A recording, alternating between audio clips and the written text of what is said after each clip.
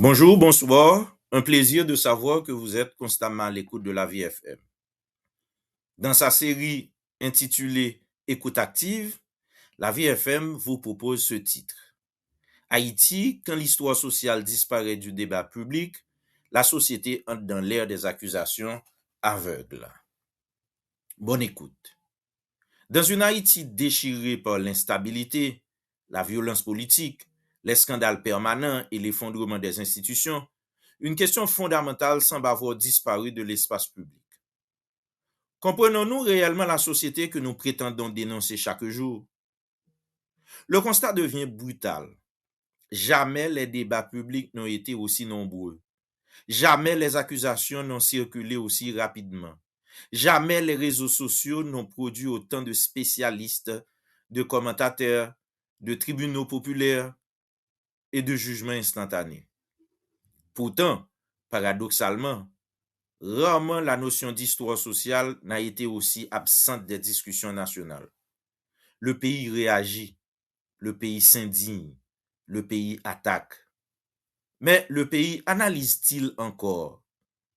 Une société dominée par l'émotion immédiate est celle d'Haïti, où le débat public semble désormais fonctionner sur trois carburants principaux: l'émotion, la frustration, la réaction instantanée. Chaque scandale devient un spectacle collectif. Chaque erreur devient une exécution publique. Chaque crise devient un terrain de guerre émotionnelle. Dans cet environnement, la profondeur historique disparaît progressivement. Très peu de citoyens se demandent d'où viennent réellement nos crises, comment les structures sociales haïtiennes se sont construites, pourquoi certaines élites dominent depuis des générations, pourquoi la méfiance envers l'État est devenue presque culturelle, pourquoi la violence et l'instabilité se reproduisent continuellement. Le débat devient alors superficiel. On attaque des individus sans comprendre les systèmes, on condamne des conséquences sans étudier les causes, on personnalise les catastrophes au lieu d'analyser les mécanismes historiques qui les produisent. La disparition dangereuse de la mémoire collective est justement cette situation grave à laquelle nous faisons face actuellement. Le plus inquiétant reste peut-être l'effondrement progressif de la mémoire historique dans la société haïtienne. Une population privée d'histoire sociale devient extrêmement vulnérable à la manipulation, face aux héros, aux narratifs émotionnels, aux campagnes de désinformation, au populisme, au lynchage médiatique. Quand une société ne comprend plus son propre passé, elle finit par interpréter chaque crise comme un événement isolé. Or, la crise haïtienne actuelle n'est pas née d'hier. Elle est le résultat de décennies d'effondrement institutionnel, de fractures sociales profondes, de violences politiques répétées, d'exclusion historique, d'échecs éducatifs, d'une culture politique construite sur la survie plus que sur la citoyenneté. Sans cette lecture historique, les débats deviennent des spectacles nerveux sans direction intellectuelle. Les réseaux sociaux sont accélérateurs de confusion collective. Tout le monde en constate. Les plateformes numériques ont profondément modifié le fonctionnement du débat haïtien. Aujourd'hui, la vitesse remplace la réflexion, la viralité remplace la rigueur, l'insulte remplace l'argument, l'humiliation publique devient un divertissement collectif. Le plus grave, plus une opinion est agressive, plus elle semble crédible aux yeux d'une partie du public. Ainsi naît une nouvelle culture en Haïti, celle de la dénonciation permanente sans véritable compréhension sociale. Tout le monde accuse, peu de gens contextualisent. Une nation qui critique beaucoup, mais s'étudie très peu. Le paradoxe haïtien devient alors satisfaisant. Haïti est probablement l'un des pays où l'on parle le plus de politique, tout en étudiant très peu les fondements sociaux de ses propres crises.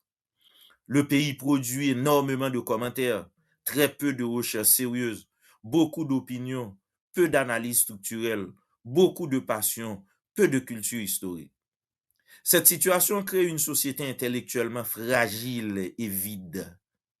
Car lorsqu'un peuple perd sa capacité d'analyse historique, il devient plus facile de le diviser, de le manipuler, de lui vendre des illusions, de fabriquer des ennemis imaginaires, de détourner son attention des vrais problèmes structurels.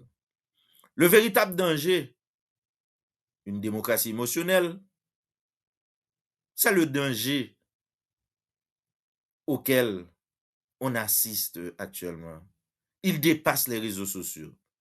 Une démocratie qui fonctionne principalement sur l'émotion finit souvent par produire des débats violents, des accusations irrationnelles, des cycles de haine, des crises permanentes, une destruction progressive du dialogue.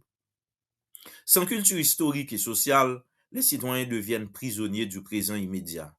Ils réagissent à chaque événement sans voir les chaînes invisibles reliant le passé au présent. Et lorsqu'une nation cesse de réfléchir profondément sur elle-même, elle risque de devenir une société qui s'auto-dévore intellectuellement. Tout compte fait, le problème haïtien n'est pas seulement politique, il est aussi historique, éducatif, intellectuel et surtout social. Tant que l'histoire sociale restera absente des débats publics, les accusations continueront de remplacer l'analyse. Les émotions remplaceront la compréhension. Les conflits de personnes masqueront les véritables structures du problème haïtien. Car un peuple qui oublie d'étudier sa propre société finit souvent par combattre des ombres, pendant que les véritables mécanismes de domination continuent tranquillement leur travail. Dr Harrison Ernest, ancien directeur général de la Radio-Télévision nationale d'Haïti RTNH, analyste des questions de gouvernance, de médias publics, de politique institutionnelle, analyste politique et commentateur sur les questions de sécurité et d'identité de la diaspora haïtienne, présentateur de l'émission Tribunal du soir sur la VFM, médecin, psychiatre, communicateur social, juriste, recovery coach.